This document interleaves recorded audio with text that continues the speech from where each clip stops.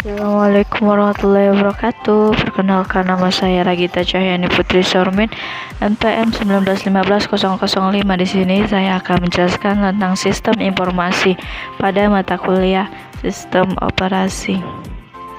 Yang pertama, kita akan masuk tentang pengertian sistem,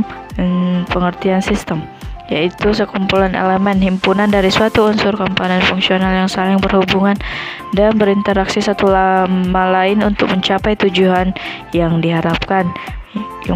Kemudian, pengertian sistem operasi adalah perangkat lunak, sistem yang mengatur sumber daya dari perangkat keras dan perangkat lunak, serta sebagai daemon untuk program komputer.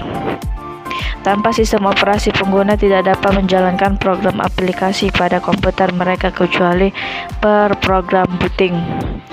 Kemudian, komponen manajemen utama pada sistem operasi terbagi menjadi 7. Yang pertama, manajemen proses adalah program yang sedang berjalan atau sedang dieksekusi dalam sebuah sistem operasi komputer. Yang kedua, manajemen memori utama, yaitu tempat menyimpan sebuah array yang biasanya berukuran word atau byte yang mempunyai elemen memori masing-masing. Kemudian yang ketiga, manajemen file adalah informasi-informasi yang saling berhubungan yang sudah didefinisikan oleh user. Yang keempat adalah manajemen input atau output. Input adalah pemasukan data atau perintah, sedangkan output adalah pengeluaran hasil input. Yang kelima adalah manajemen penyimpanan sekunder. Untuk media penyimpan memori atau utama atau di dalam primary storage saja tidak cukup karena ukurannya terlalu kecil untuk mengkomodikasi semua data dan program secara permanen. Yang keenam yaitu sistem jaringan, disebut juga sistem terdistribusi pada postingan perkembangannya. Yang ketujuh, sistem proteksi, sebuah mekanisme perlindungan atau pengontrolan akses data oleh program.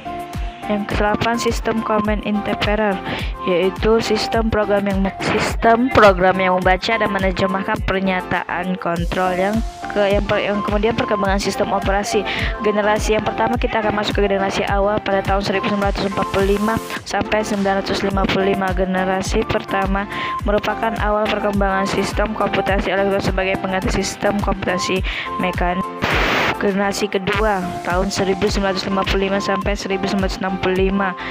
Pada generasi memperkenalkan batch processing system, yaitu job yang dikerjakan dalam satu rangkaian lalu dieksekusi secara berurutan. Generasi ini. Kemudian generasi ketiga pada generasi dikembangkan untuk melayani banyak pengguna. Yang keempat, generasi keempat yaitu telah menggunakan Graphical User Interface atau GUI, yaitu antarmuka komputer yang berbasis grafis. Lalu generasi selanjutnya, pada generasi ini mulai diperkenalkan sistem operasi yang bisa digunakan pada perangkat lain, dapat digunakan di perangkat seperti laptop, notebook, dan netbook.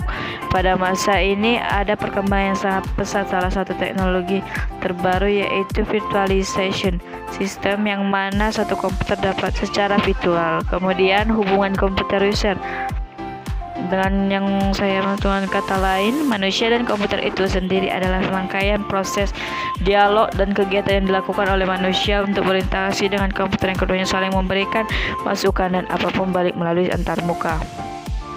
Kemudian jenis-jenis sistem operasi, yang pertama Windows, yang kedua Microsoft DOS atau Disk Operation System, yang ketiga Macintosh atau Mac OS, Linux, dan Unix. Kemudian lapisan sistem operasi yang paling umum yaitu perangkat keras. Yang kedua ada sistem operasi karena lebih berhubungan kepada programmer. Yang ketiga, kelengkapan lebih hubungan juga kepada programmer. Yang keempat, program aplikasi lebih berhubungan kepada pengguna aplikasi komputer. Kemudian inilah lapisan sistem operasi, yaitu ada program aplikasi, itu adalah pengguna, kelengkapannya programmer. Dan mungkin cukup sekian. Jangan lupa like, comment, dan subscribe. Saya akhiri. Assalamualaikum warahmatullahi wabarakatuh.